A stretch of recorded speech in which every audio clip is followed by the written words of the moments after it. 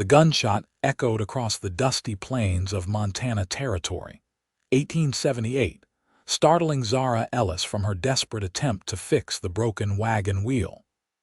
Her 2-year-old son Jamie whimpered against her skirt, his tiny fingers clutching the worn fabric as she instinctively pulled him close. The second shot came closer, followed by the thunder of hooves and a cloud of dust rising on the horizon. "Hush now," she whispered, lifting the boy onto her hip as she reached for the small revolver tucked in the folds of her dress. It had been her husband's before the fever took him last winter, leaving her alone with a toddler and a homestead she couldn't manage. The rider approached fast, his silhouette growing larger against the setting sun. Zara raised the gun with a trembling hand, praying she wouldn't have to use it. She'd never fired it before, not even once. "Madam, you might want to lower that," the man called out, his voice deep and steady as he slowed his horse. "I'm not looking for trouble." He pulled up about 20 feet away, respectful of her raised weapon. The stranger sat tall in his saddle, dust coating his dark clothes and the bandana pulled down around his neck. His face was partially shadowed by a wide-brimmed hat, but she could make out a strong jaw covered in several days' worth of beard. "Those shots," Zara said, the gun still pointed at him. "Were they yours?" "Yes, madam. Warning shots for the wolf that's been trailing me since sunup." He nodded toward the east. "Might have been eyeing your little boy there." Jamie buried his face in her neck and Zara's heart pounded. She slowly lowered the gun but kept it in her hand. "Name's Nathan Reid," he said, touching the brim of his hat. "Most folks call me Nate. Zara Ellis. And this is Jamie." She gestured toward the broken wagon. "We've had better days." Nate dismounted with fluid grace that spoke of years in the saddle. He kept his distance, moving slowly as if approaching a skittish colt.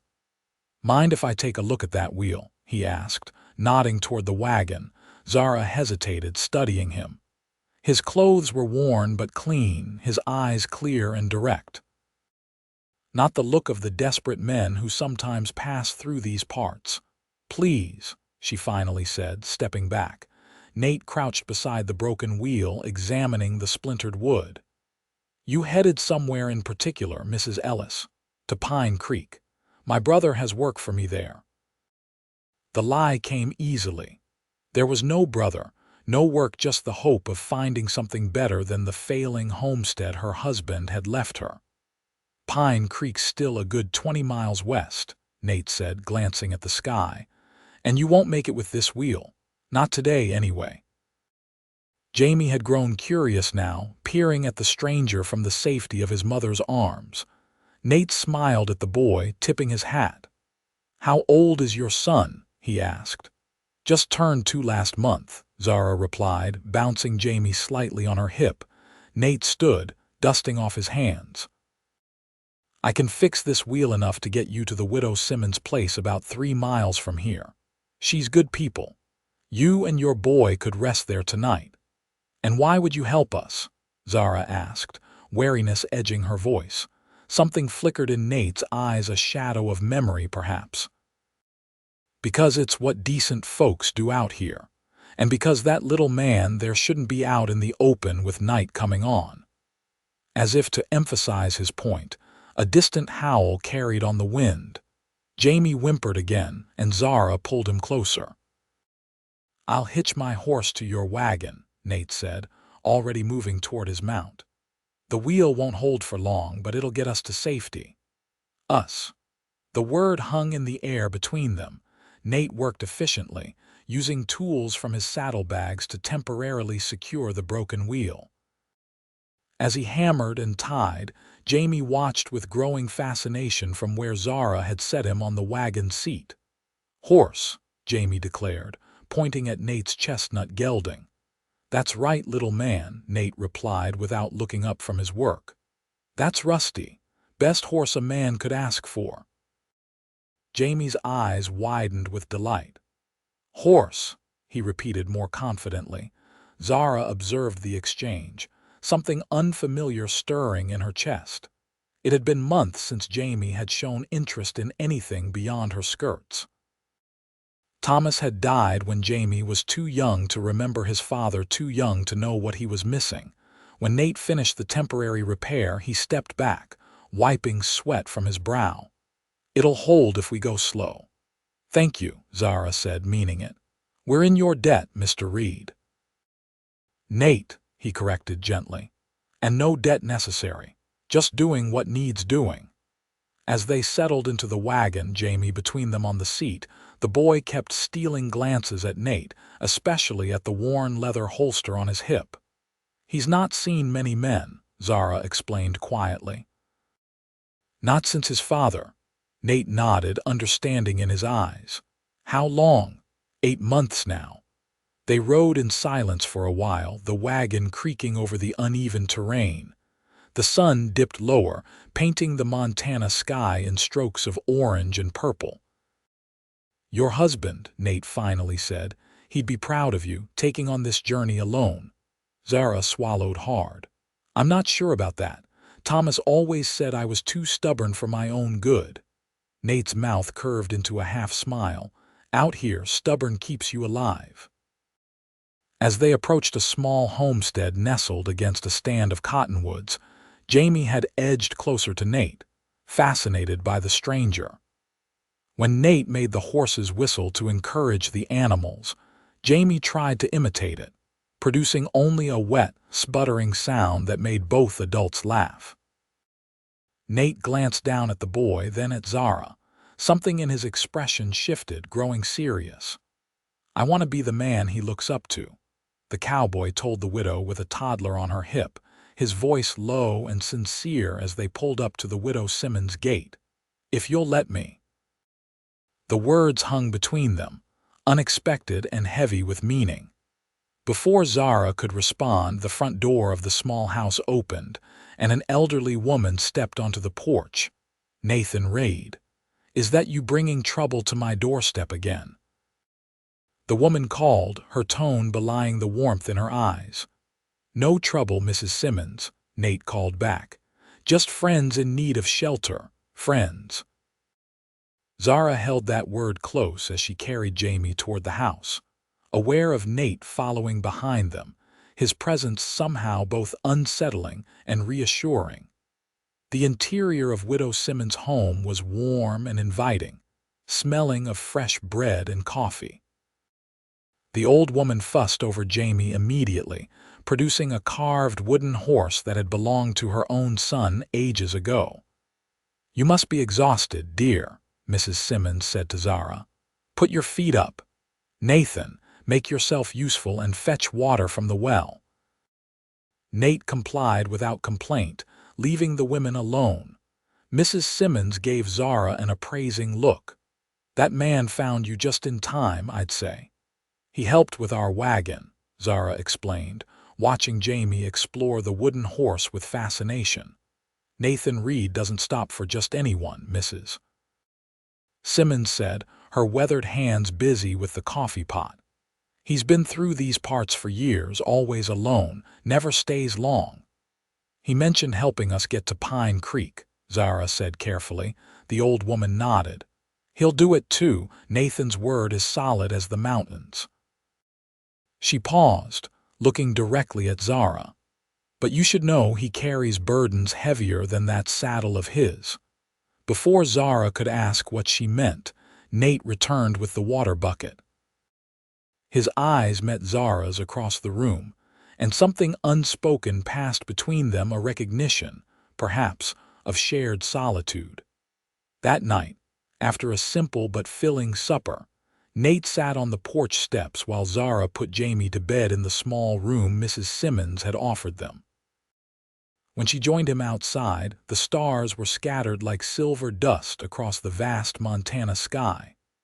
"He went down easily," Zara said, wrapping her shawl tighter around her shoulders against the evening chill. Nate shifted to make room for her on the step. "He's a good boy, strong like his mama." The compliment warmed her more than it should have. "What did you mean earlier, about wanting to be someone he looks up to?" Nate was quiet for so long that Zara thought he might not answer. When he did, his voice was rough with emotion. "I had a son once, and a wife." His hands twisted the hat he held in his lap. "Lost them both to diphtheria 6 years ago. Benjamin was 3. Zara's breath caught. "I'm sorry. Seeing you and Jamie today," he broke off, shaking his head. "It brought things back, things I thought I'd buried. Is that why you helped us?" Nate turned to look at her, his features silver-edged in the moonlight. "I helped because it was right, but I'm staying because—" He hesitated. "Because that boy deserves to know good men exist in this world, men who keep their word, who protect instead of harm. And you think that's you?" Zara asked softly. "I think I'd like the chance to try." He paused. "I'm heading to Pine Creek myself. Got a job waiting at the Blackwood Ranch. Could use a hand getting your wagon there if you'll have me." Zara studied him, this stranger who'd appeared like an answer to prayers she hadn't dared to voice. "We leave at first light," she finally said. Nate nodded, a smile ghosting across his face. "Yes, madam." The morning brought clear skies and the promise of heat. Mrs. Simmons packed them food for the journey while Nate repaired the wagon wheel properly, working with tools borrowed from the widow's late husband. Jamie woke full of energy, chattering in his limited vocabulary about horse and hat, clearly referring to Nate. When the cowboy entered the kitchen for breakfast, Jamie toddled straight to him, arms raised in the universal gesture of "pick me up." Nate glanced at Zara, seeking permission. At her nod, he swung the boy into his arms with practiced ease. "You're getting heavy, little man," he said, settling Jamie on his hip as if he'd done it 100 times before. "Going to be tall like your pa, I expect." "You knew Thomas?" Zara asked, surprised. Nate shook his head. "Just guessing. Tall women usually marry tall men." The observation, so casual, yet so personal, reminded Zara how long it had been since anyone had really seen her. Not as a widow, not as a mother, but as a woman. They set out as the sun crested the eastern hills. The repaired wagon rolled smoothly, and Nate kept a vigilant eye on their surroundings. Jamie alternated between sitting with Zara and reaching for Nate, who eventually settled the boy in front of him on the saddle as he rode alongside the wagon. "Not too fast, Rusty," Nate instructed his horse. "We've got precious cargo today." Jamie's delighted giggles filled the air, and Zara found herself smiling more than she had in months. For a few moments, they looked like a family, a thought that both comforted and terrified her. By midday, they stopped near a creek to rest the animals and eat. Nate spread his coat on the ground for Jamie to sit on while Zara unpacked the food Mrs. Simmons had provided. "What will you do in Pine Creek?" Nate asked as they ate. Zara hesitated, the lie about her brother suddenly heavy on her tongue. "I'm not sure," she admitted. "Find work, I hope." The homestead was failing. I couldn't keep it up alone. "It's hard country for a woman on her own," Nate said, not unkindly. "It's hard country for anyone," Zara countered, "but I'm not afraid of work." Nate's eyes crinkled at the corners. "No, I don't imagine you are." He watched Jamie playing with pebbles nearby. "The Blackwood Ranch is a good outfit. The owner, Samuel Blackwood, is fair-minded. Might be he'd have work for you too." "As what? A ranch hand?" Zara's tone was more bitter than she intended. "As a cook, maybe, or looking after his daughter, Mrs. Blackwood passed 2 years back, and the girl, she's about 12 now, could use a woman's guidance." Hope flickered in Zara's chest, but she tamped it down. "I won't take charity." "It wouldn't be charity," Nate assured her. "Blackwood's been looking for help. Keeps losing housekeepers because his daughter runs them off." His mouth twitched. "She's spirited." "Like Jamie," Zara said, watching her son attempt to stack stones higher than they could possibly balance. "Like Jamie," Nate agreed, his voice soft. They continued their journey through the afternoon, the landscape gradually changing as they moved west. The open prairie gave way to rolling hills dotted with pine, and in the distance, the mountains rose like sentinels against the sky. "We should make Pine Creek by tomorrow afternoon," Nate said as they set up camp for the night in a sheltered hollow. "If the weather holds." He built a small fire while Zara prepared a simple supper. Jamie, exhausted from the day's excitement, fell asleep almost immediately after eating, curled up on a bedroll Nate had laid out for him. In the flickering firelight, Zara studied the cowboy across from her. His face was more open now, the caution of their first meeting replaced by something warmer. "Why did you really stop to help us?" she asked quietly. "The truth this time." Nate poked at the fire with a stick, sending sparks dancing upward. "When I saw you standing there with your boy, gun in hand, looking like you'd take on the devil himself to protect him," he paused. "It reminded me that there are still things worth fighting for in this world." "And what do you fight for, Nathan Reed?" He met her eyes. "Been asking myself that for 6 years." His gaze drifted to Jamie's sleeping form. "Maybe I'm starting to find an answer." The intensity in his voice made Zara look away. "I should sleep," she said, rising abruptly. "Morning comes early." Nate nodded, not pushing further. "I'll keep watch." "Sleep well, Zara." Her name on his lips sounded like a promise one she wasn't ready to accept.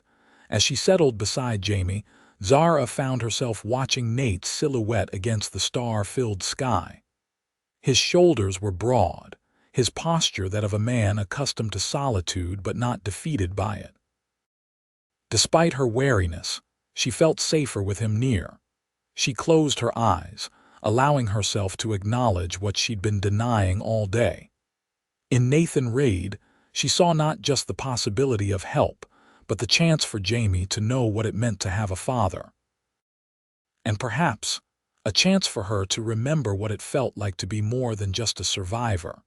Dawn broke with a fine mist hovering over the land, giving the landscape an ethereal quality. Zara woke to find Jamie already up, sitting beside Nate near the rekindled fire. The cowboy was whittling something from a piece of wood, his large hands surprisingly delicate in their movements while Jamie watched in rapt attention. "Good morning," Nate said when he noticed her stirring. "Coffee's hot." The domestic scene struck Zara with unexpected force. It felt like glimpsing a future she hadn't dared imagine. "What are you making?" she asked, accepting the tin cup he offered. Nate held up a half-formed wooden horse. "Thought the little man might like his own for the road." Jamie reached for it eagerly, but Nate gently redirected his hands. "Not yet, partner. Still got sharp edges. Soon." The boy pouted but didn't protest, a minor miracle that spoke volumes about the rapport Nate had established with him in just one day. They packed up camp efficiently and continued their journey. The terrain grew more challenging as they approached Pine Creek, the wagon lurching over rutted trails that wound through increasingly wooded areas. "Town's just beyond that ridge," Nate said mid-afternoon, pointing ahead. "Blackwood Ranch is a couple miles south." Zara nodded, anxiety knotting in her stomach. The end of their journey meant decisions would need to be made. "I should find lodging in town first," she said. "Then look for work." Nate frowned slightly. "Town's not always welcoming to strangers, especially women alone." "Let me take you to Blackwood's. He can at least put you up for a night or two." Before Zara could respond, a sharp crack split the air, followed by the splintering of wood near her head. Nate reacted instantly, pulling her and Jamie down into the wagon bed. "Stay down," he ordered, drawing his pistol as another shot rang out. Zara clutched Jamie to her chest, muffling his frightened cries against her shoulder. "What's happening?" "Ambush," Nate said grimly, peering cautiously over the wagon's edge. "Road agents, most likely. Been plaguing these parts for months." He fired 2 shots toward a cluster of rocks on the hillside, then quickly moved to a different position. "When I say run, you take Jamie and head for those trees," he instructed, nodding toward a dense stand of pines about 50 yards away. "Don't stop, don't look back. I'll cover you." "I'm not leaving you," Zara protested. "You're not. You're protecting your son." His eyes met hers, fierce with determination. "I'll find you, I promise." Another bullet thudded into the wagon, sending splinters flying. Jamie whimpered and Zara's resolve hardened. She nodded once. "Now." Nate shouted, standing to fire multiple shots in quick succession. Zara ran, Jamie clutched to her chest, her heart pounding as she zigzagged toward the trees. The sound of gunfire continued behind her, but she didn't look back, focusing only on reaching safety. Once among the pines, she pressed herself against a thick trunk, breathing hard. Jamie was silent now, seemingly understanding the need for quiet. The gunfire had stopped. Zara strained to hear any sound from the direction of the wagon. "Nate," she called softly, fear constricting her throat. No answer came. Long minutes passed. Jamie began to squirm in her arms and Zara whispered soothing words, her eyes never leaving the area where they'd been attacked. Finally, movement caught her attention, a figure emerging from behind the wagon. Nate. He was limping slightly but upright, scanning the trees. "Zara," he called, his voice tight with concern. "Here," she replied, stepping forward enough to be seen. Relief washed over his face as he made his way toward them. As he drew closer, Zara gasped at the blood staining his left sleeve. "You're hurt," she said, reaching for him. "Just a graze," he dismissed, though his pallor suggested otherwise. "The others ran off when I winged one of them. Cowards." "We need to get you to a doctor," Zara insisted, noticing how he favored his right leg as well. "Blackwoods is closer than town," Nate said. "He's got medical supplies. Can you drive the wagon?" Zara nodded, shifting Jamie to her hip. "Lean on me." Together they made their way back to the wagon. The horses were nervous but unharmed, and the vehicle itself had suffered only minor damage from the bullets. Nate climbed in beside her, his movements stiff. As Zara took the reins, Jamie crawled into Nate's lap, patting the cowboy's face with concern. "I'm okay, little man," Nate assured him, though his voice was strained. "Your mama's going to get us somewhere safe." Following Nate's directions, Zara guided the wagon south toward Blackwood Ranch. The cowboy's breathing grew increasingly labored beside her, and she feared his injuries were worse than he'd admitted. "Stay awake," she urged when his head drooped. "Tell me about the ranch. Tell me about Samuel Blackwood." Nate straightened with visible effort. "Known him 15 years, he began, his words slightly slurred. "Fought together in the war, good man, fair, tough but decent, and his daughter, the spirited one." A weak smile crossed Nate's face.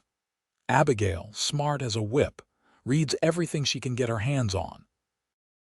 Wants to be a doctor someday." Zara kept him talking, fear mounting as his responses grew more disjointed. By the time the ranch buildings came into view, a large main house, a barn, and several outbuildings, Nate was barely conscious. As they approached, a man emerged from the barn, shading his eyes against the setting sun. His expression shifted from curiosity to alarm when he recognized the wagon's occupant. "Nathan," he called, rushing forward. Then, seeing Nate's condition, "Good God, what happened?" "Road agents," Zara explained hastily as the man helped her lower Nate from the wagon. "About 5 miles back." "Damned vermin," the man growled. He turned toward the house and shouted, "Abigail, get Doc Preston from the bunkhouse. Nathan's been shot." A young girl with braided dark hair appeared on the porch, her eyes widening at the scene before her. She ran immediately toward one of the smaller buildings without question. "I'm Samuel Blackwood," the man told Zara as they half carried Nate toward the house. "And you are?" Zara Ellis. "This is my son, Jamie." She nodded toward the boy, who was watching the proceedings with wide, frightened eyes from the wagon. "Nate helped us when our wheel broke. He was bringing us here when we were attacked." Samuel's expression softened slightly. "Then we owe you our thanks for bringing him home." Home. The word echoed in Zara's mind as they entered the large, well-appointed house. Nate had never mentioned that the Blackwood Ranch was his home, only that he had work waiting there. They laid Nate on a sofa in what appeared to be a study. The cowboy's face was alarmingly pale, his breathing shallow. "Bullets still in him," Samuel said grimly, examining the wound on Nate's arm. "And looks like he took one in the leg, too." An older man with a white beard hurried in, carrying a leather medical bag. "Move aside," he ordered, kneeling beside Nate. "How long ago was he shot?"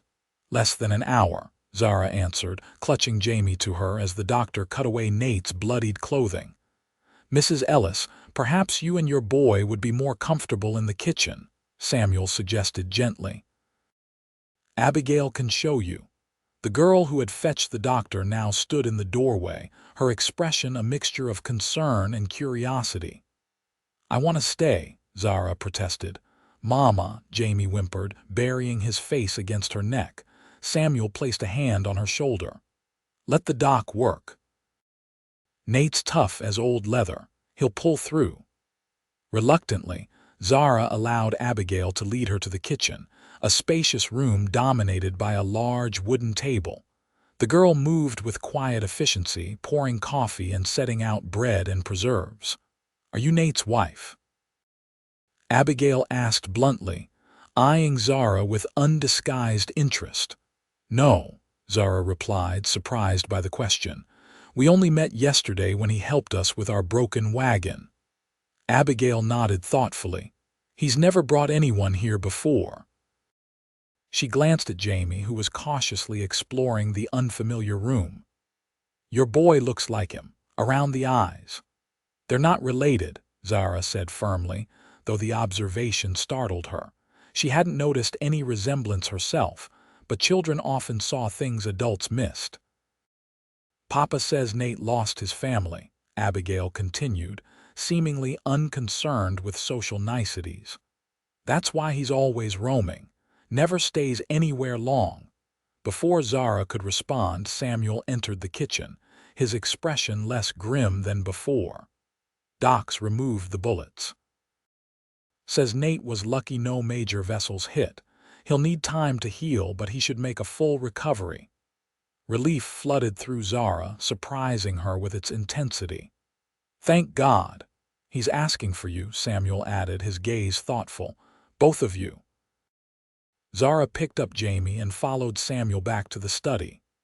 The doctor was packing up his instruments, and Nate lay on the sofa, now dressed in a clean shirt, his arm bandaged and his leg propped on pillows. "Told you it was just a graze," Nate said weakly when he saw her, attempting a smile. "You're a terrible liar, Nathan Raid," Zara replied, moving to his side. "2 bullets is not a graze." Jamie squirmed to be put down, and once on his feet he toddled straight to Nate, placing a small hand on the cowboy's cheek. "Hurt?" the boy asked, his first clear word in Nate's presence. Nate's eyes widened, then softened. "A little, partner, but I'll be okay." The doctor cleared his throat. "He needs rest. No excitement, no exertion for at least a week."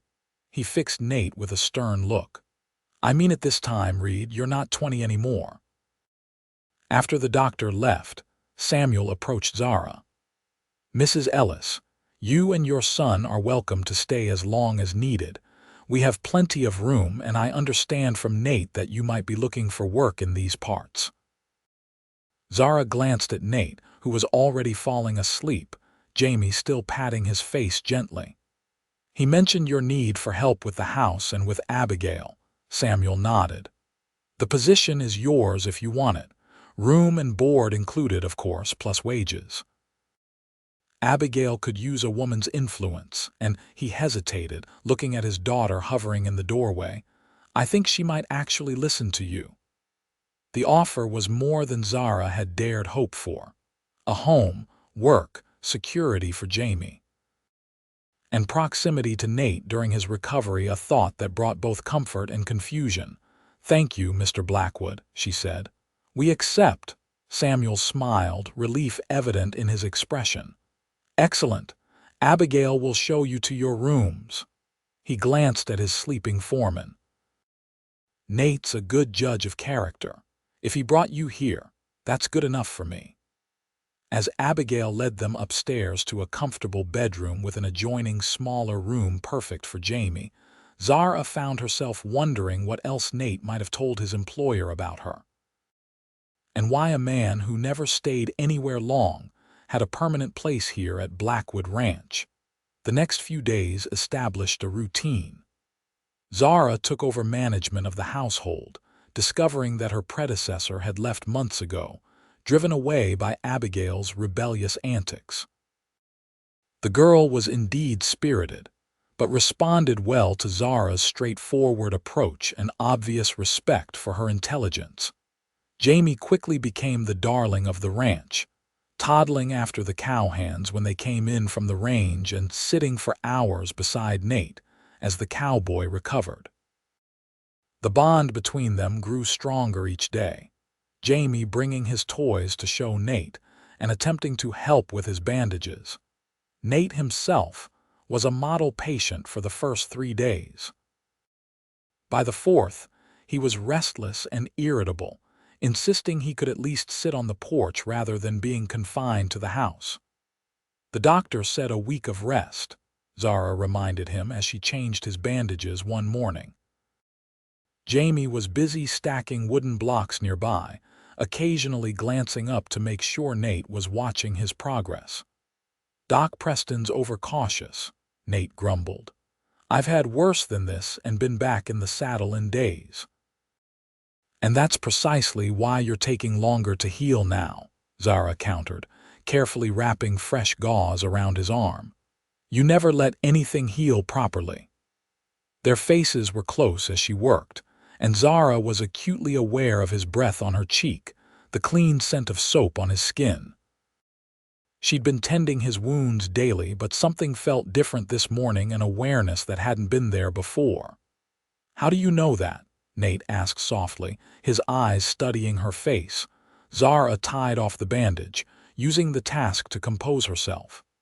"Mrs. Simmons mentioned you carry old burdens. I assumed that included old injuries." "Perceptive woman," Nate murmured.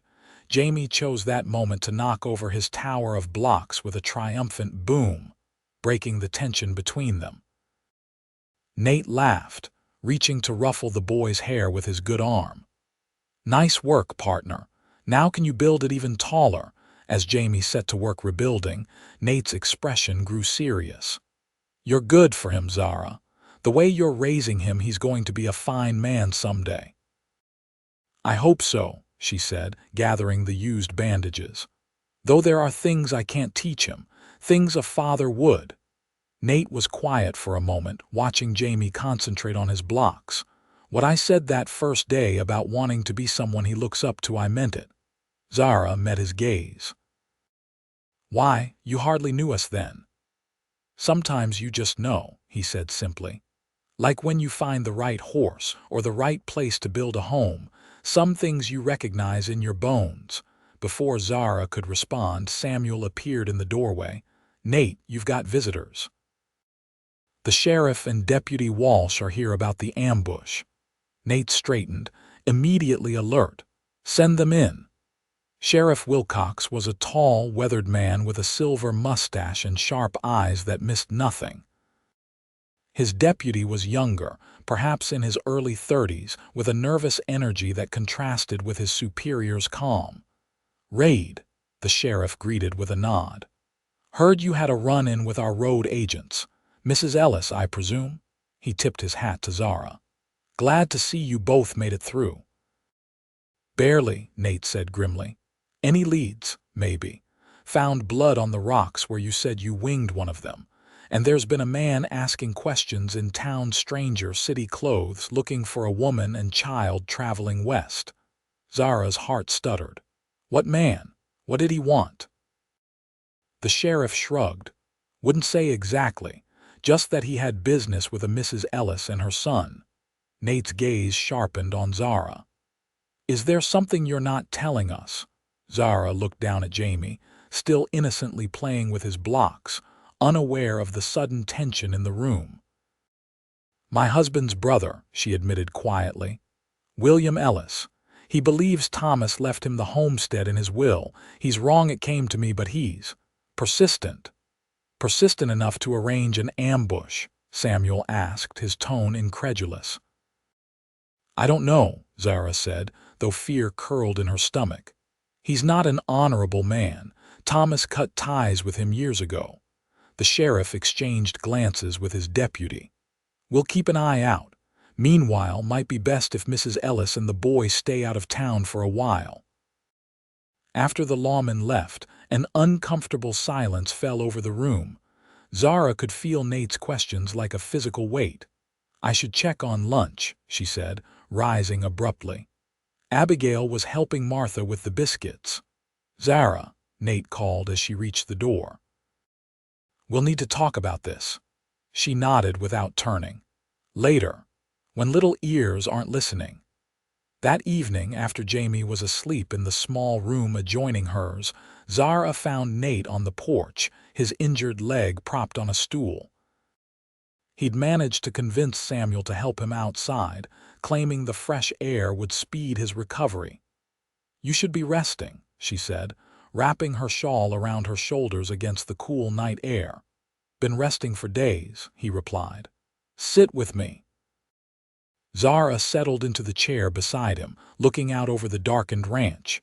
Lanterns glowed in the bunkhouse windows, and somewhere in the distance, a coyote called to its kin. Tell me about William Ellis, Nate said after a moment. Zara sighed, gathering her thoughts. He's Thomas's older brother. A gambler, a drinker. He came to the homestead after Thomas died, claiming the land should be his by rights. When I showed him the will, She paused, old fear rising. He threatened me, said no court would side with a woman over a man of the same blood. That I should be grateful if he let me stay on as his housekeeper. Nate's expression hardened. Did he hurt you?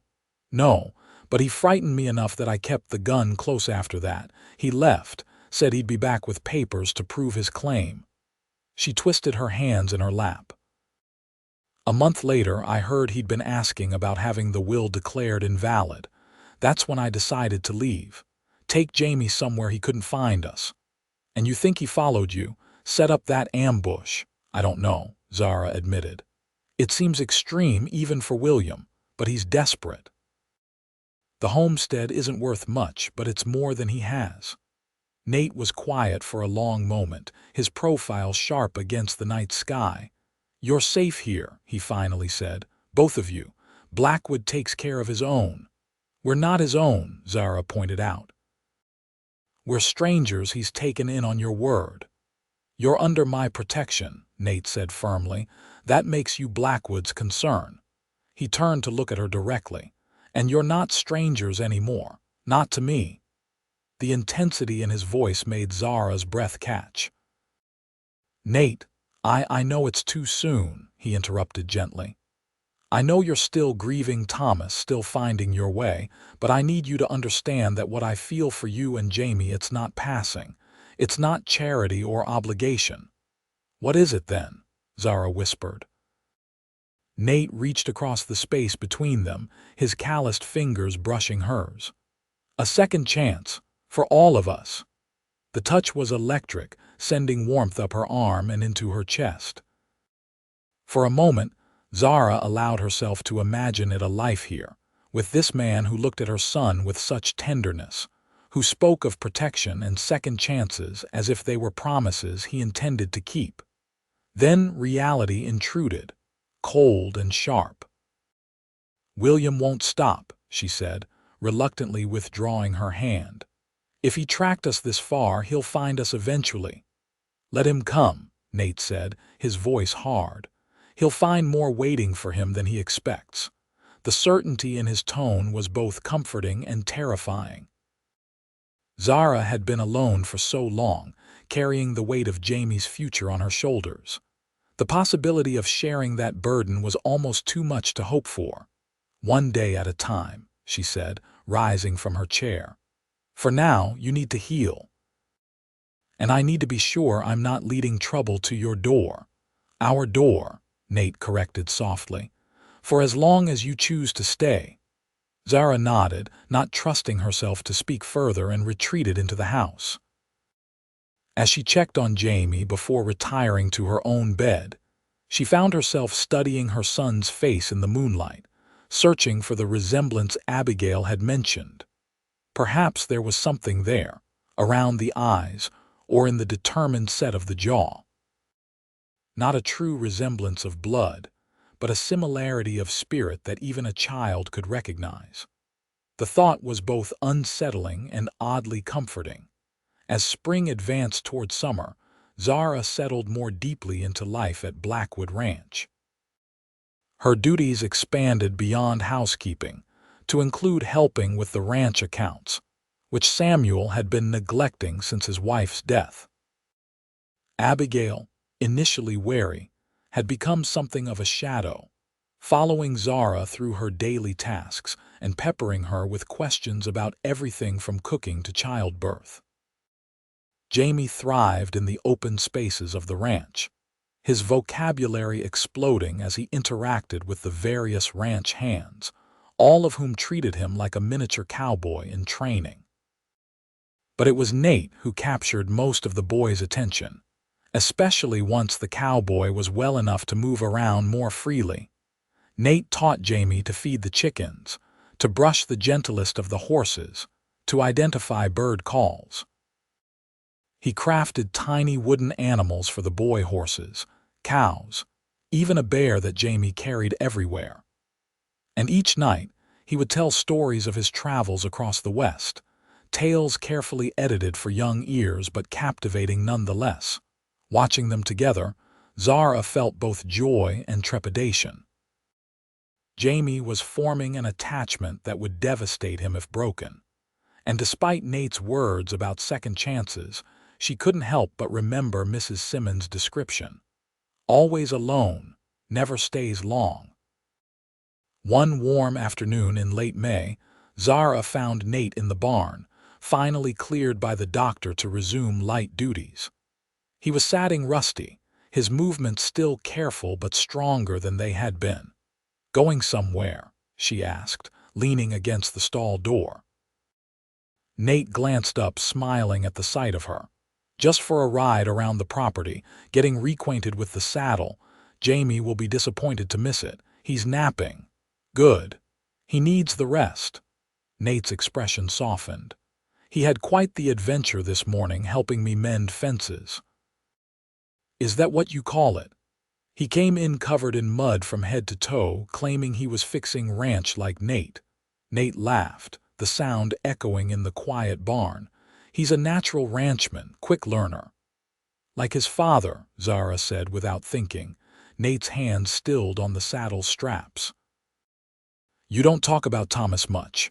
"No," Zara agreed. "It's still difficult." "Tell me about him," Nate asked gently, "if you're able." Zara hesitated, then moved into the stall, running her hand along Rusty's neck. "He was kind, quiet. A dreamer who believed we could carve a life from that harsh land." She smiled faintly at the memory. "He wasn't a practical man, but he loved with his whole heart, especially Jamie. He sounds like a good man." "He was." Zara met Nate's gaze. "Different from you in many ways, but similar in the ones that matter most." The air between them seemed to thicken, charged with unspoken feelings. Nate stepped closer, his hand coming to rest beside hers on the horse's neck. "Zara," he began, his voice low and earnest. "I want you to know." The barn door banged open, startling them apart. Abigail stood in the entrance, her expression urgent. "Papa says to come quick," she announced. "Riders coming. He thinks one of them might be that Ellis fellow the sheriff mentioned." Nate's demeanor changed instantly, all softness replaced by alert wariness. "Get back to the house," he told Zara. "Stay with Jamie, I'll handle this." "No," Zara said firmly. "If it's William, I should face him directly, show him I'm not afraid." "Are you?" Nate asked, searching her face. "Terrified," she admitted. "But I won't hide." Nate nodded once, understanding in his eyes. "Stay behind me then. Both of you," he added, including Abigail in his instruction. They emerged from the barn to find Samuel on the porch, rifle in hand, watching the approach of 3 riders. As they drew closer, Zara's heart sank. The man in the lead was unmistakably William Ellis, tall and thin like Thomas had been, but with none of her husband's gentleness in his sharp features. Nate positioned himself at the bottom of the porch steps, his stance casual but his right hand resting near his holster. Zara stood slightly behind him, Abigail beside her. "That's him," she confirmed quietly. "William." The riders pulled up about 20 feet from the house.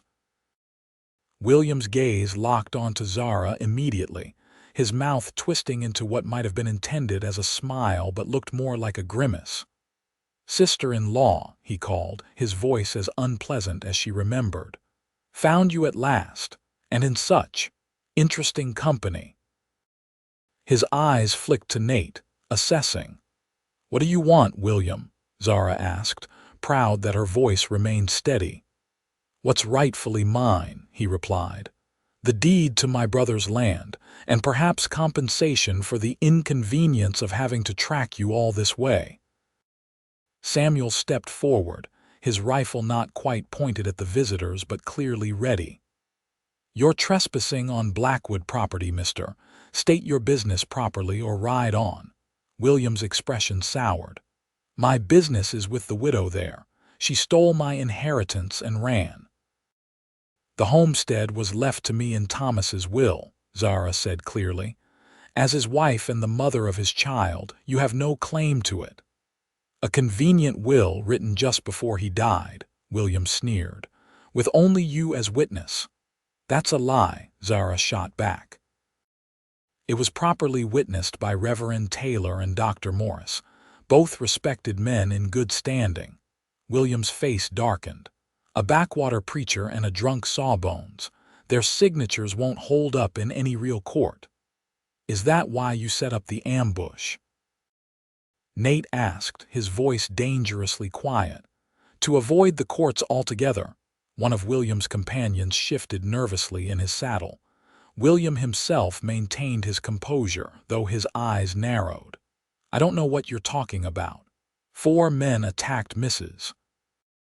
Ellis and her son on the road to Pine Creek," Samuel said, stepping down to stand beside Nate. "Shot my foreman here when he defended them. Sheriff's very interested in finding those responsible." William's gaze flicked between them, calculating. "Unfortunate, but nothing to do with me. I've been tracking my sister-in-law through legitimate means, asking questions, following leads.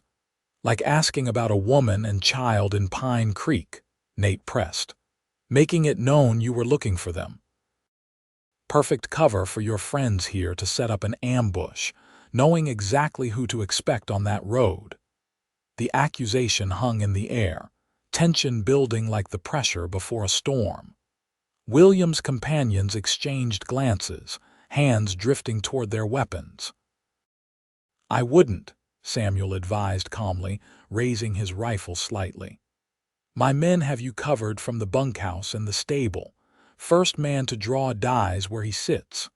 For the first time, uncertainty flickered across William's face. He looked around, noticing the glint of rifle barrels from various positions around the ranch yard. "This isn't over," he said, addressing Zara directly. "That land is Ellis property. It should pass to the Ellis name, not to some woman who'll remarry and take it out of the family." "Jamie is an Ellis," Zara pointed out. "Thomas's son. His legacy," William scoffed. "A toddler who'll be raised by whatever man takes you in." His gaze shifted to Nate, contempt evident.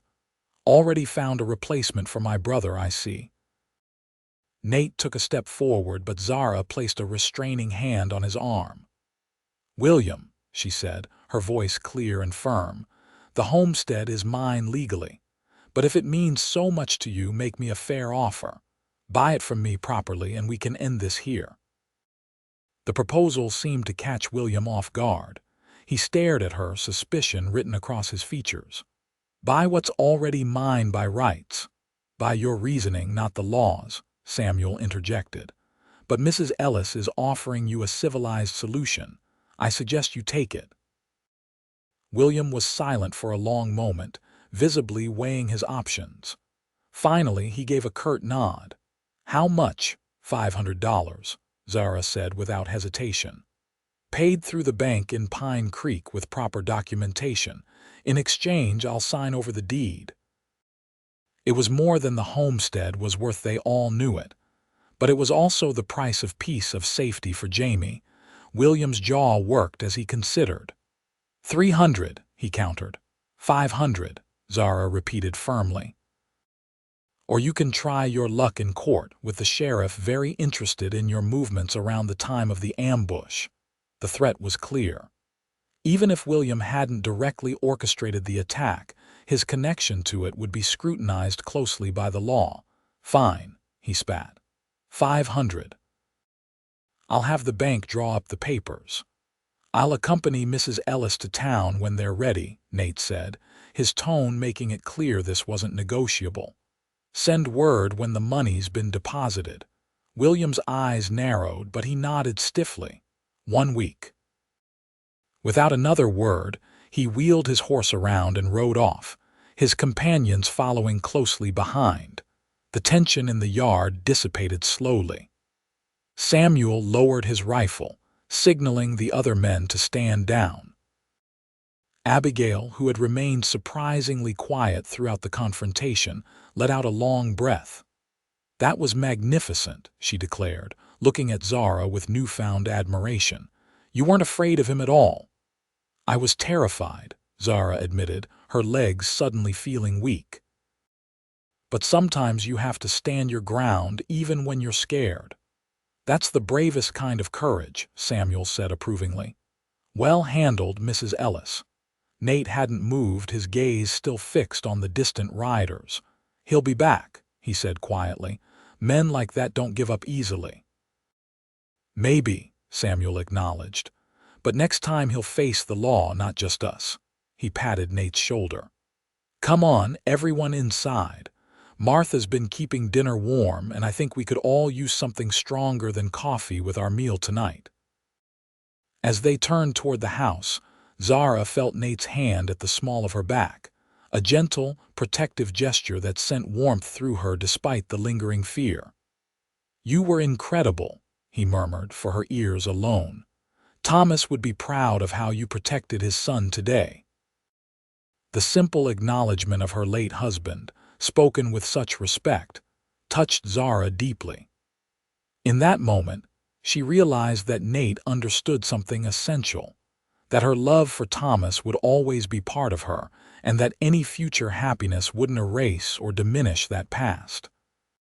"Thank you," she whispered, allowing herself to lean slightly into his strength as they climbed the porch steps together. Inside, they found Jamie awake from his nap, happily playing with his wooden animals under Martha's watchful eye. He looked up as they entered, his face lighting with joy at the sight of Nate. "Nate, horse ride?" he asked hopefully, holding up his wooden horse. The tension of the confrontation melted from Nate's face as he crouched to the boy's level. "Not today, partner, but soon, I promise." "How about a story instead?" Jamie nodded enthusiastically, climbing into Nate's lap as the cowboy settled into a chair by the fire. As Nate began a tale about a clever rabbit outsmarting a coyote, Zara watched them together, something settling in her heart. Whatever William Ellis might do next, they would face it together. This man who wanted to be someone her son could look up to had already become someone she herself admired more with each passing day. The week passed in heightened vigilance. Samuel doubled the night watch around the ranch. and Nate insisted on accompanying Zara whenever she ventured beyond the immediate yard. Despite William's promise to send word when the bank papers were ready, no message came. "He's stalling," Nate said on the 8th day, as he and Zara walked the perimeter of the vegetable garden while Jamie napped inside. "Hoping we'll let our guard down. Or he's left the territory entirely," Zara suggested, though she didn't really believe it. $500 is a lot to come up with quickly. Nate shook his head. "A man like that always has ways to get money when he wants it badly enough, most of them not legal." "What do? We go to town," Nate decided. "Tomorrow, see what he's up to." "The sheriff should know anyway that he's still in the area." Zara nodded, her fingers absently breaking off a dead bloom from one of the rose bushes that had been planted years ago by Samuel's late wife. "I'll need to buy supplies anyway, and Jamie could use some new clothes, he's growing so fast." Nate smiled, his eyes softening as they always did at the mention of the boy. "Blackwood says the same thing about Abigail. Can't keep her in boots that fit."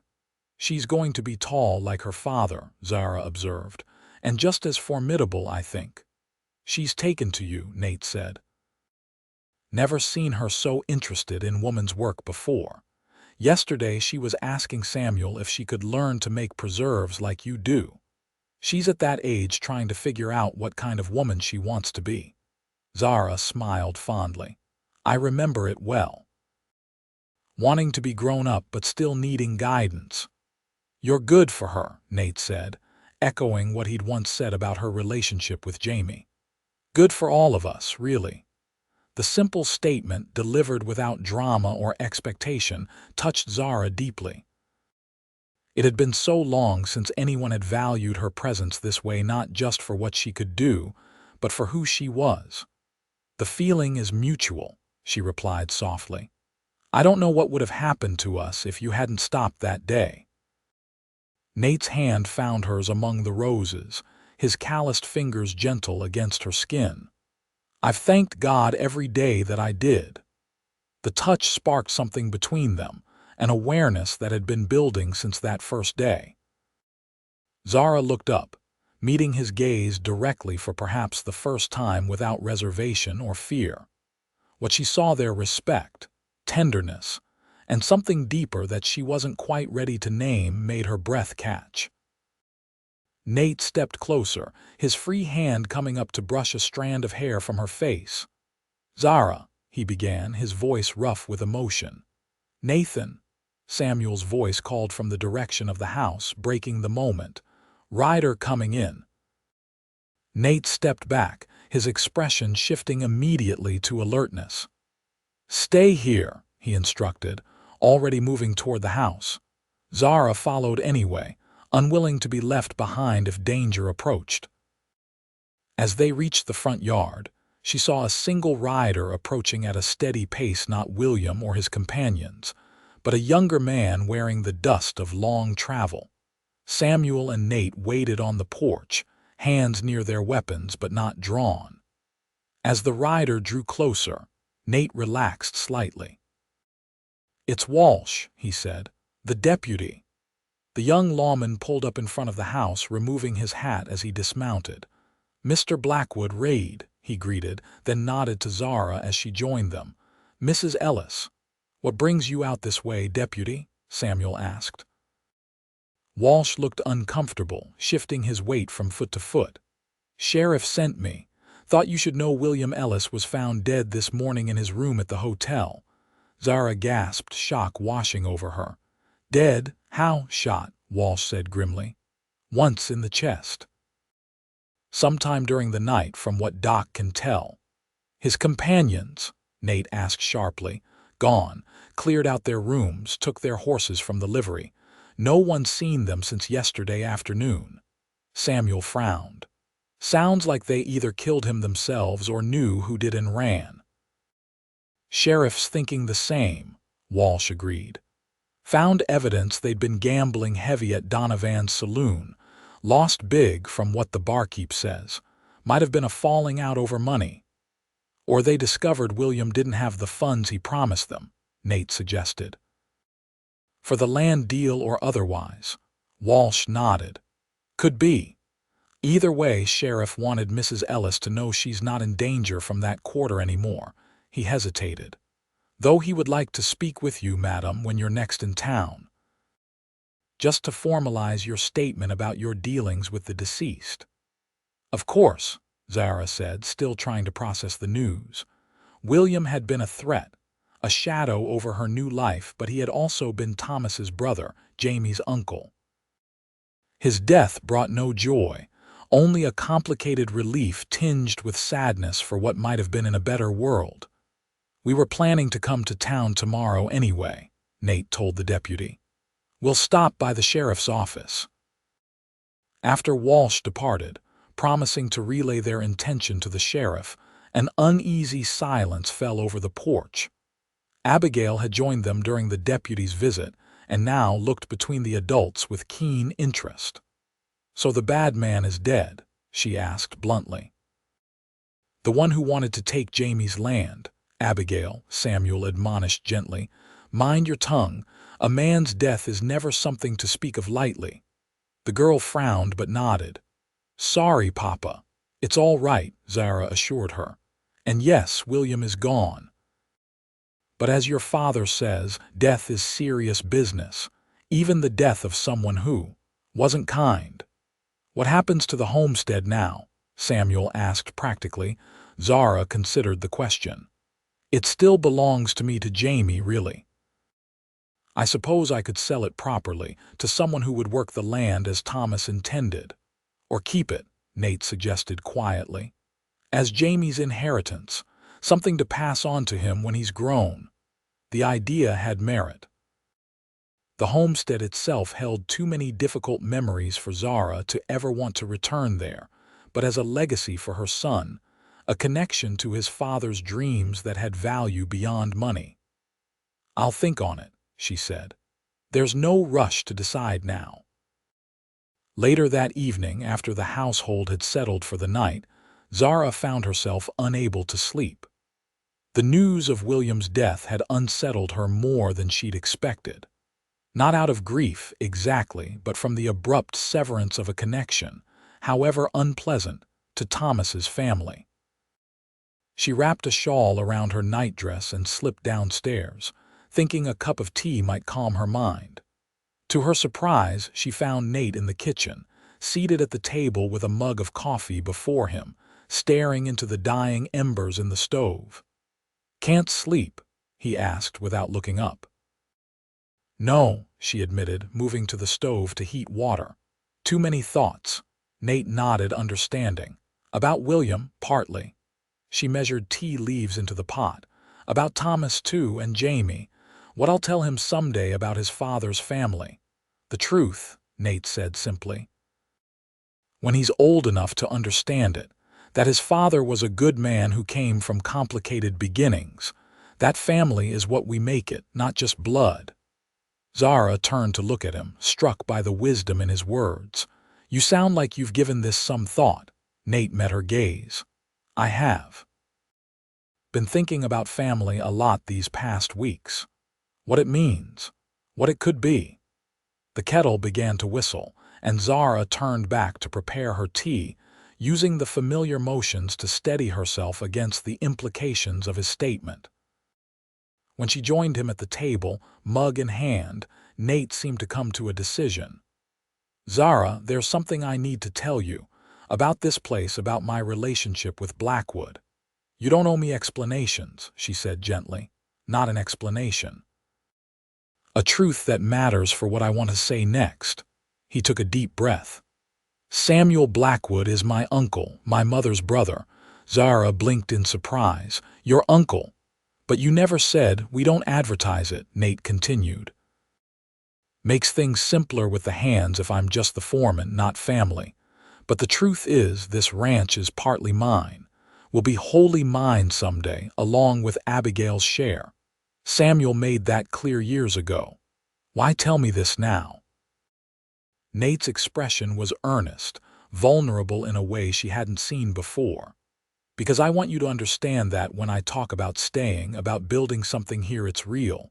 This is my home, my future, and I want. He paused, reaching across the table to take her hand.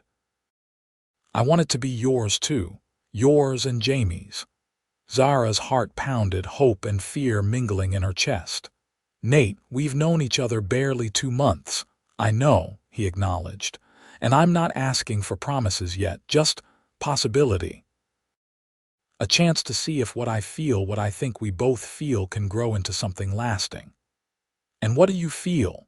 Zara asked, her voice barely above a whisper. Nate's fingers tightened around hers. That first day when I told you I wanted to be the man Jamie looks up to, it wasn't just about him. It was about being worthy of both of you, of the family you might someday let me be part of. The raw honesty in his voice stripped away Zara's last defenses. I'm afraid, she admitted.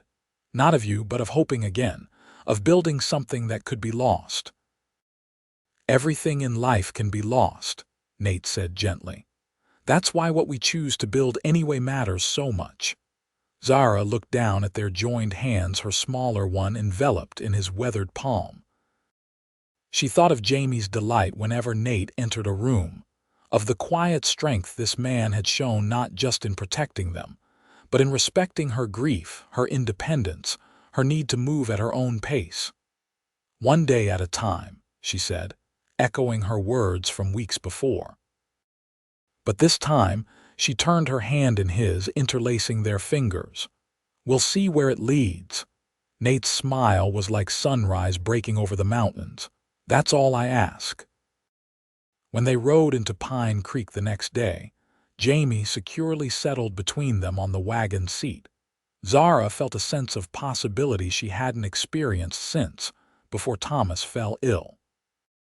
The town was bustling with the usual Saturday traffic, ranch hands spending their wages, families gathering supplies, the everyday commerce of a community finding its footing in the evolving West. Their first stop was the sheriff's office, where Zara provided a formal statement about her interactions with William.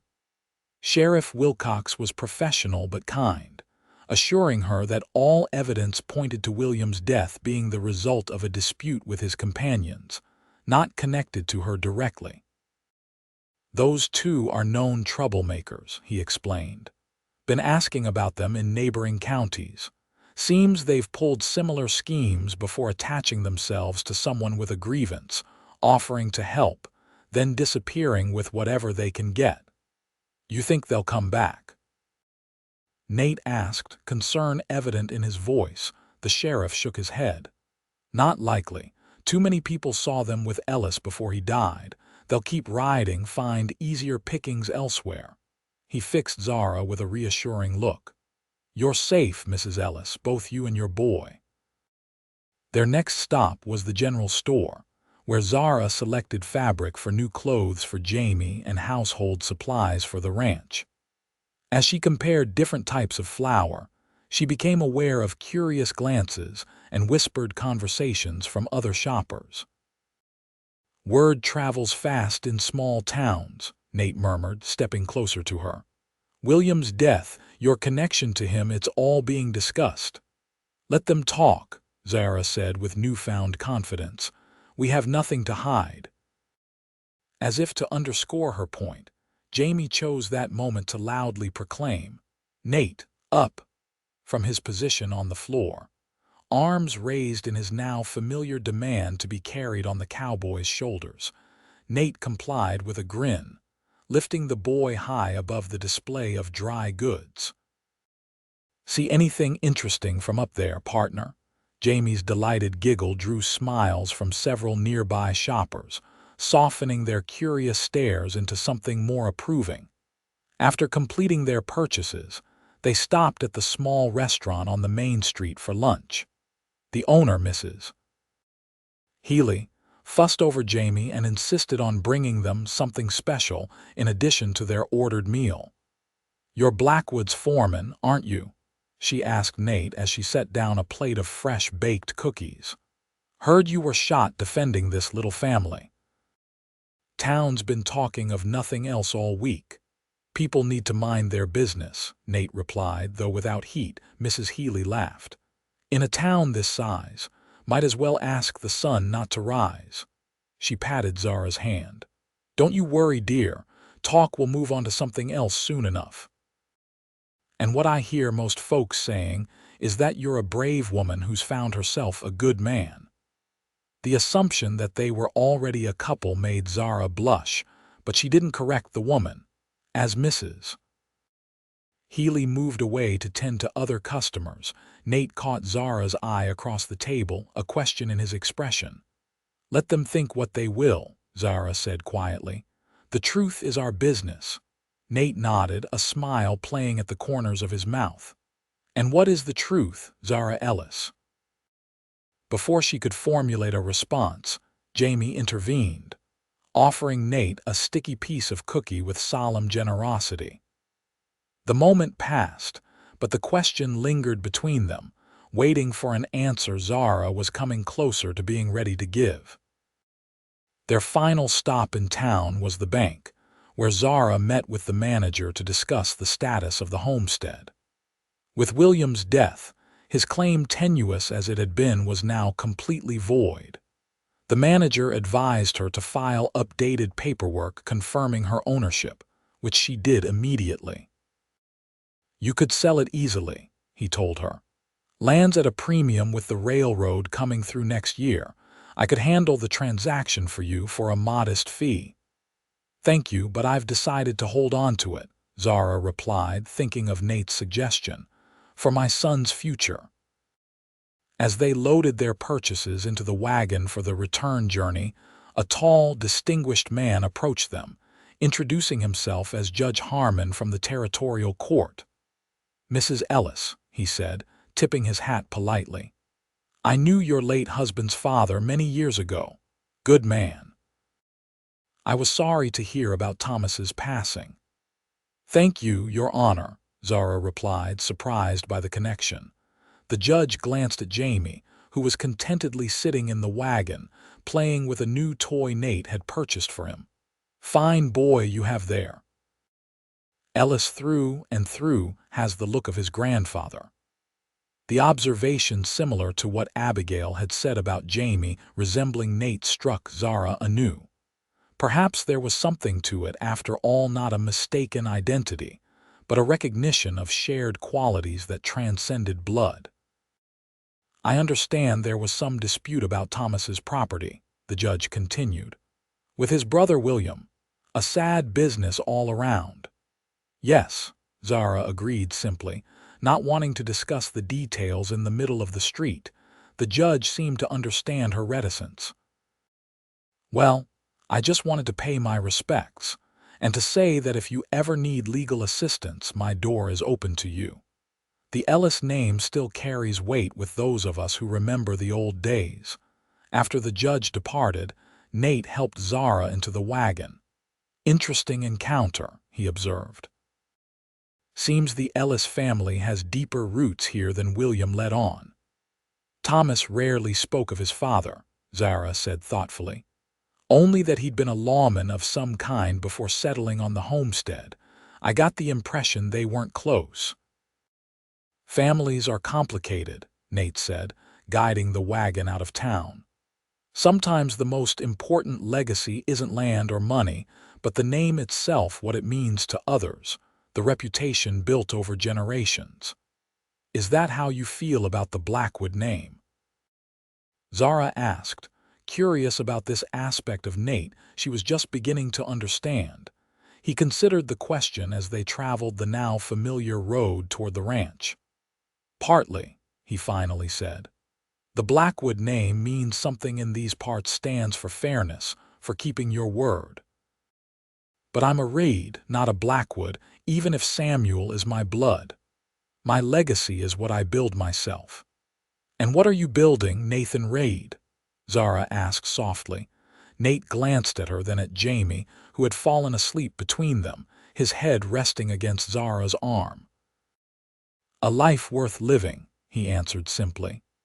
A future worth working toward, and if I'm very fortunate, a family to share it with. The directness of his response sent warmth spreading through Zara's chest. No flowery declarations, no desperate promises, just honest hope and patient determination. It was exactly what she needed, this steady presence who understood that rebuilding a life took time, took trust earned through actions rather than words. As the ranch came into view, golden in the late afternoon sun, Zara made a decision. She'd been moving cautiously, protecting her heart and Jamie's from further loss, but protection could become isolation if held too tightly. "Jamie needs a father," she said, breaking the comfortable silence that had fallen between them. "A man to guide him, to show him how to be in this world." Nate nodded, his expression serious. "Every boy does." "And I," Zara took a deep breath, gathering her courage, "I've been alone a long time, longer than just since Thomas died. He was sick for months before, fading away while I tried to hold everything together." "You did hold it together," Nate said gently. "You're still holding it together." "But I don't want to just hold things together anymore," Zara continued, her voice strengthening. "I want to build something new, something joyful." She met his gaze directly.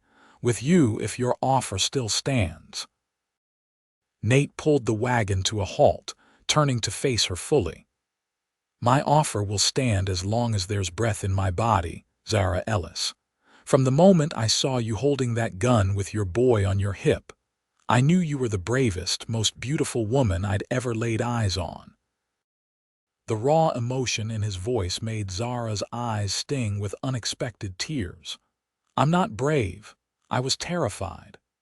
"That's what makes it courage," Nate said, echoing Samuel's words from days before.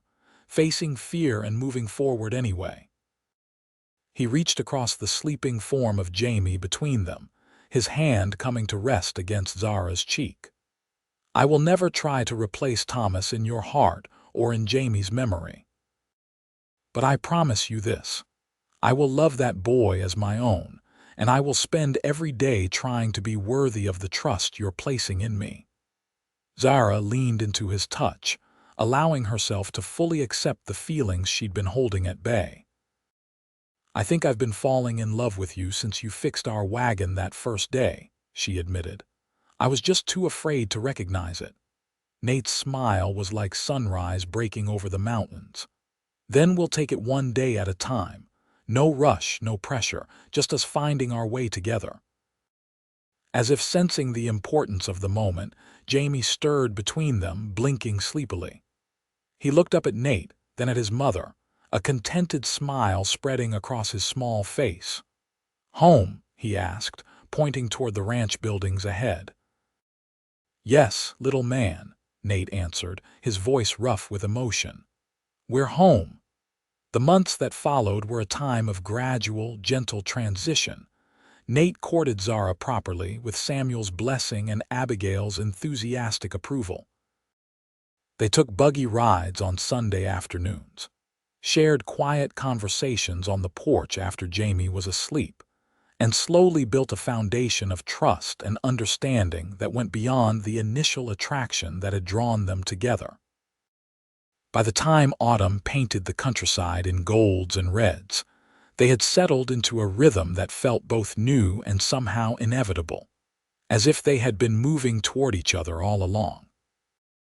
On a crisp October morning, Nate took Zara and Jamie riding to a secluded spot on Blackwood land, a small clearing beside a stream where wildflowers still bloomed despite the approaching winter.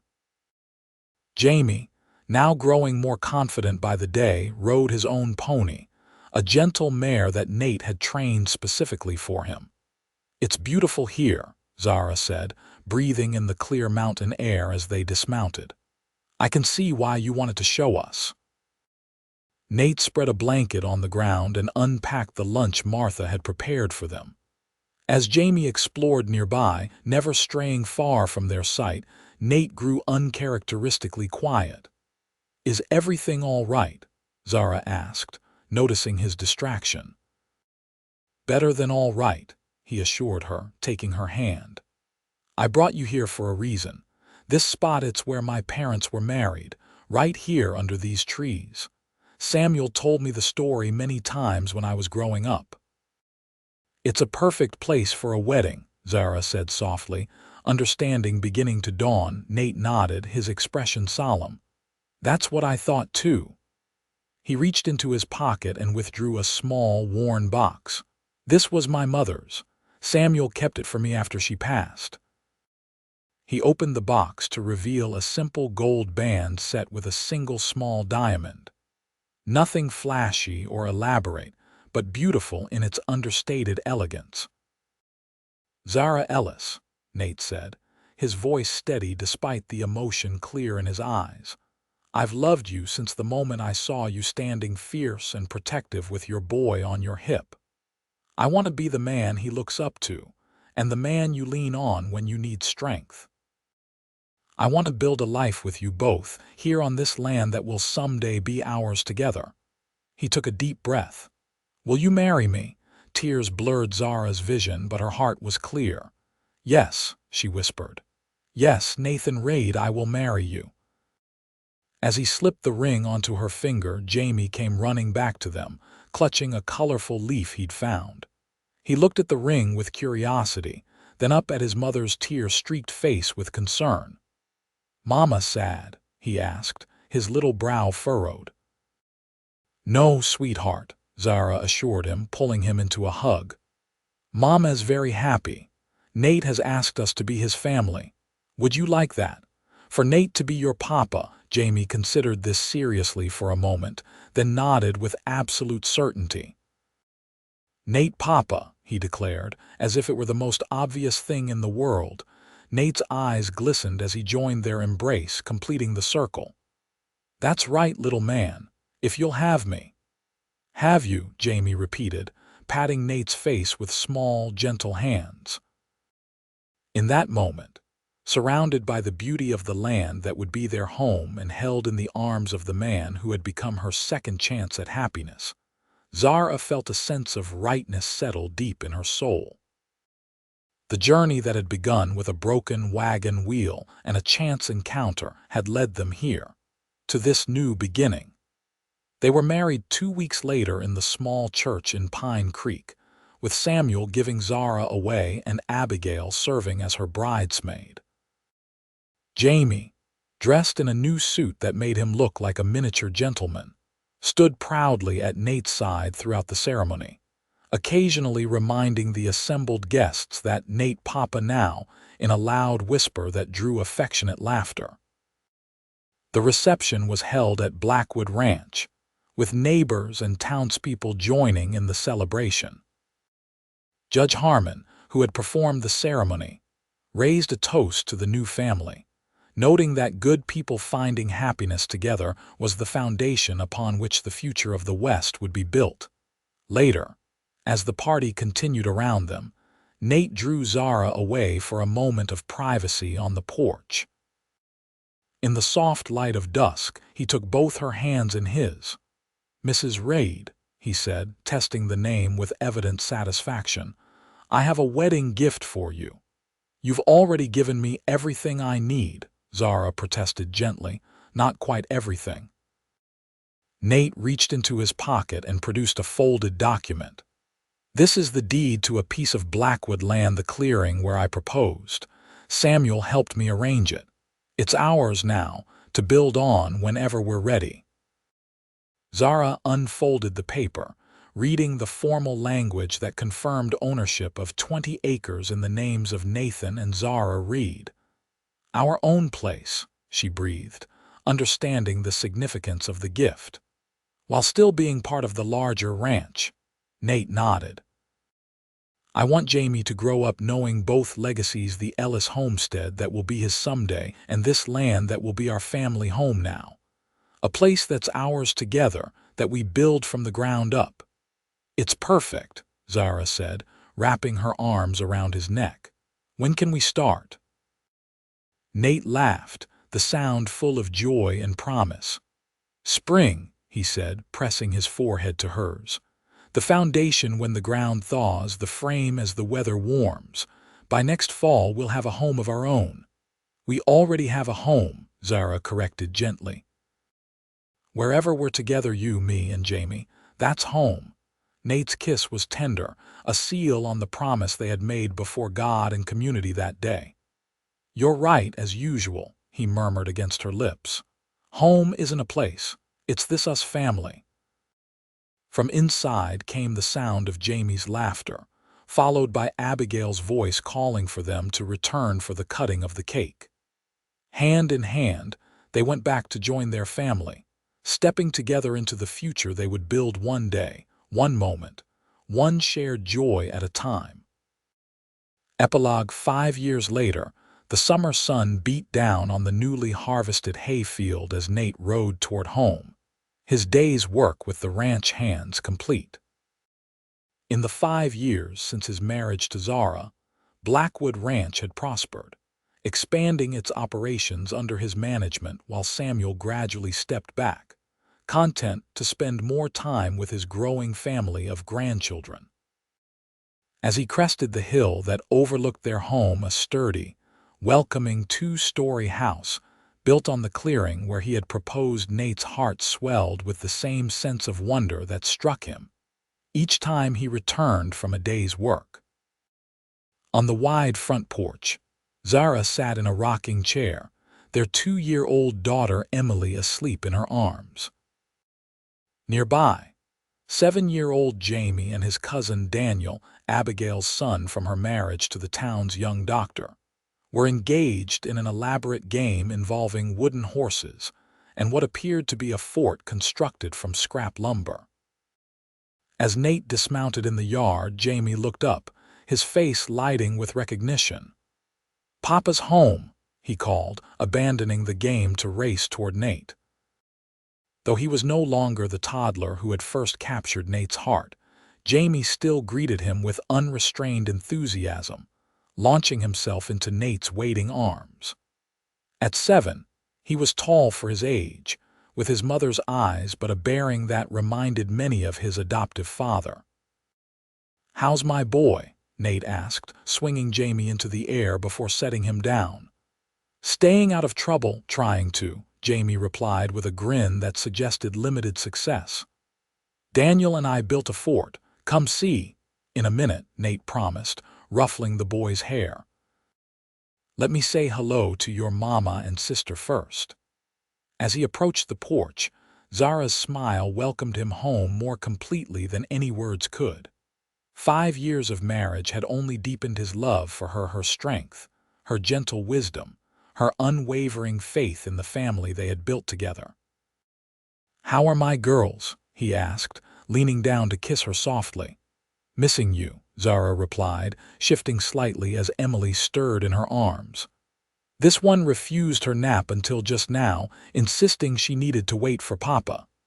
Nate chuckled, carefully taking his daughter from Zara's arms. The child blinked sleepily, then broke into a beaming smile that never failed to melt his heart. "Papa," she murmured, nestling against his chest. "That's right, little lady," he confirmed, settling into the rocking chair beside Zara's. "Papa's home." Jamie and Daniel had returned to their fort, their animated voices carrying across the yard as they resumed their game. Abigail would be arriving soon to collect her son, along with her husband Dr. Michael Preston, who had become a close friend to both Nate and Zara over the years. "Letter came from Pine Creek today," Zara said, reaching for Nate's free hand. "The bank manager says the Ellis homestead has appreciated considerably since the railroad came through. He has an offer from a family looking to settle, good people, he says, with farming experience." Nate nodded thoughtfully. They had discussed the homestead many times over the years, maintaining ownership but leasing the land to responsible tenants. It remained, as they had decided, Jamie's inheritance, a connection to the father he barely remembered but whose legacy they honored. "What do you think?" he asked, respecting as always her authority in matters concerning her first husband's property. "I think it's time Jamie and I rode out there," Zara said after a moment. He's old enough now to understand what it means, that it was his father's dream, that it will be his someday if he wants it. And I. She paused, emotion briefly coloring her voice. I think I'm ready to see it again. With you. Nate squeezed her hand, understanding the significance of her words. In the 5 years of their marriage, Zara had never returned to the homestead, the memories still too painful. That she was ready now spoke to the healing that time and love had brought. Whenever you're ready, he said simply. We'll go together. Emily had fallen back asleep against his chest, her small face peaceful in the afternoon sun. Nate studied her features so like her mother's, yet with something of himself in the determined set of her little jaw even in sleep. I never imagined this, he said softly, gesturing to encompass their home, their children, the life they had built. After I lost Sarah and Benjamin, I thought that part of my life was over, that I'd live out my days alone, helping Samuel with the ranch but never having a family of my own again. And now, Zara prompted gently, though she knew the answer. Now I thank God every day for broken wagon wheels and stubborn widows with guns, Nate replied, his voice rough with emotion. For second chances and brave little boys who needed a father. He met her gaze, love evident in every line of his face. For you, Zara Raid, for making me the man Jamie looks up to and the man you love. The man we all love, Zara corrected, leaning over to kiss him softly. The heart of our family. As the sun began its descent toward the western mountains, casting long shadows across the land that was their heritage and their future, Nate Reed held his daughter close and watched his son play in the yard of the home they had built together. The journey that had begun with a chance meeting on a dusty Montana road had led him here, to this moment of perfect contentment. He had wanted to be the man Jamie looked up to. In becoming that man, he had found his way home at last.